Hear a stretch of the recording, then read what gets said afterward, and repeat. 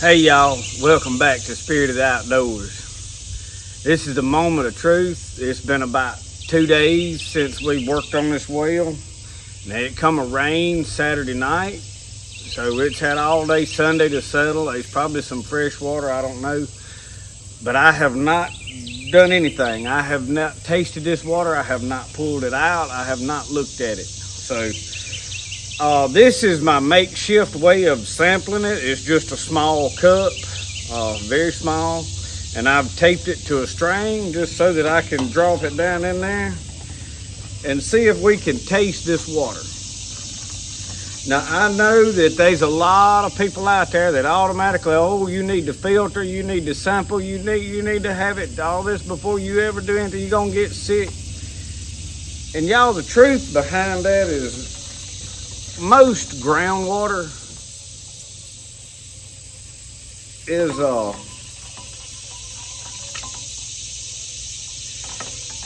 going to be fairly safe to drink.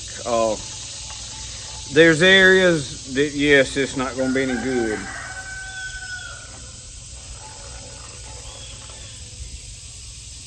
Y'all, that looks like very clear water to me. Caught a piece of something floating in it. It looks like it may have a little cloudiness to it still.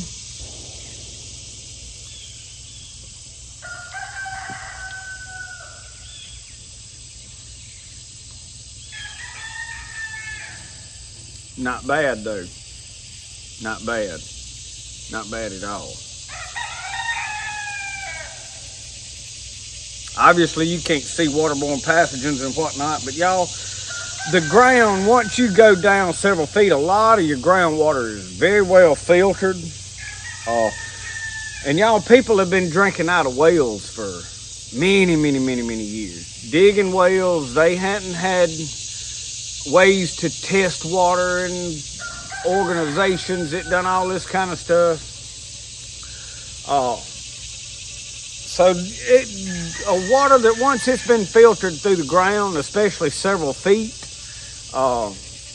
is more than likely clean water. What gives water giardia and a lot of pathogens and stuff is animals in it. Streams that sewage is flowing into, stuff like that. You have to be very careful with that. When you dig a hole in the ground and you go past several feet actually, you're getting filtered water unless it comes in from the top. Now, I realize I still have an open hole here, but I pretty well know there hadn't been nothing over here messing around with this. Nothing can get in there right now. So I'm seeing that there's water probably down about 7-8 foot maybe. So I can see the water here. So I'm not really that bad concerned about it. I'm going to leave this little cup down here and I'm going to keep a check on it. I need to pour it into a glass jar or something where you can see. I'll hold it up. This is a stainless cup. You can see that it has a little bit of cloudy to it still, so it needs a couple of more days of settling. So I'm going to leave this down here where I can sample it later on. But y'all, as I worked on this well, there's been a lot of work went into this well. A lot of effort made to get water. So getting to taste that first drink of water, it's kind of a special moment for me. I thought back as I worked on this well, and I thought about Isaac. If you read in Genesis chapter 26, Isaac, he left Abimelech and went back out into the land of his fathers. You see, Isaac was the seed of Abraham and Jacob and a promised generation and a blessed people. But yet the Philistines come in and took over all the land and filled in the wells that Jacob had dug. And God told Isaac to go back into the land of his fathers. Don't go down to Egypt. He said, go back out into the land of your fathers. And he got to the first well and discovered it had been filled in. The Philistines had come and filled all these wells in. And Isaac began to redig the wells of his father.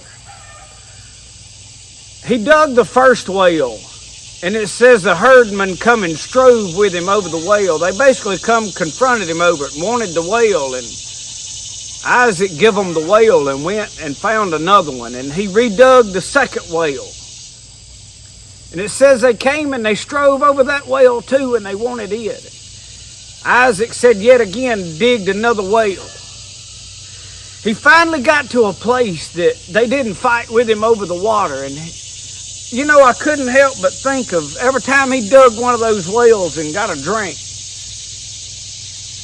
how good that water must have been. But then to lose it and have to start over again digging another well.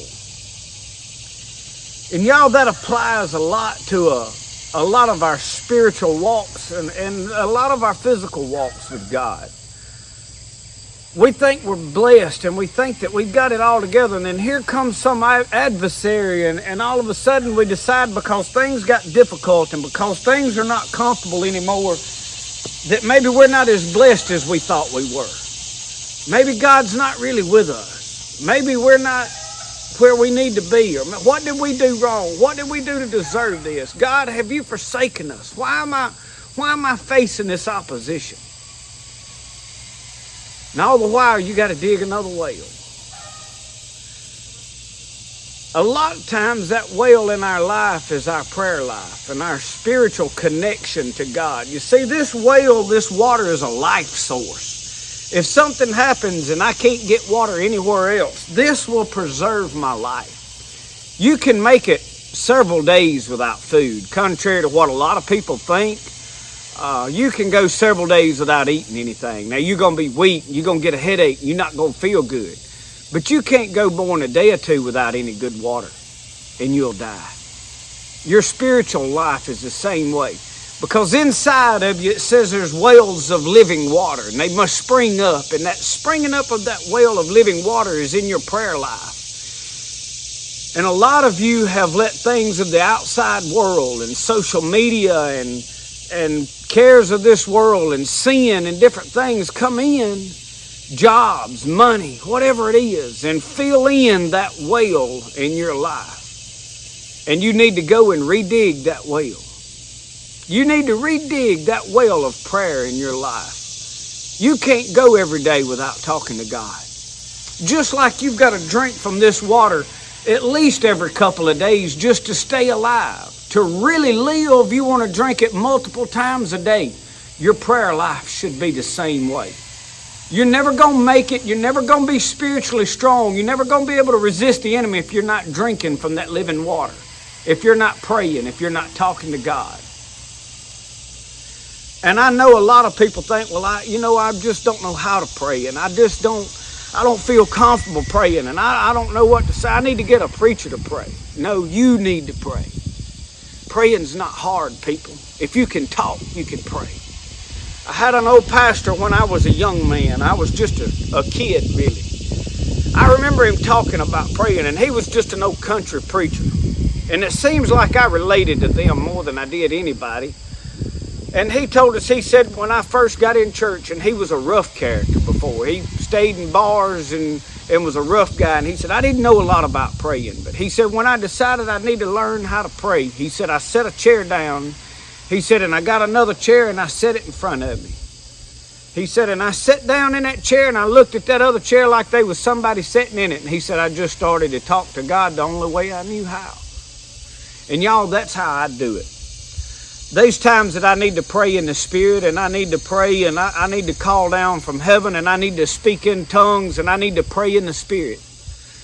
But y'all, I make the most progress when I sit down and constantly think of what I need to tell God, and I always start by giving Him thanks. You see, David said, enter into His gates with thanksgiving, but enter into His courts with praise. I always start by saying, God, I'm thankful for this in my life. Lord, I'm thankful today that I'm healthy. I'm thankful for another day to be breathing and be healthy, to be strong, to have a sound mind, to have all my family with me.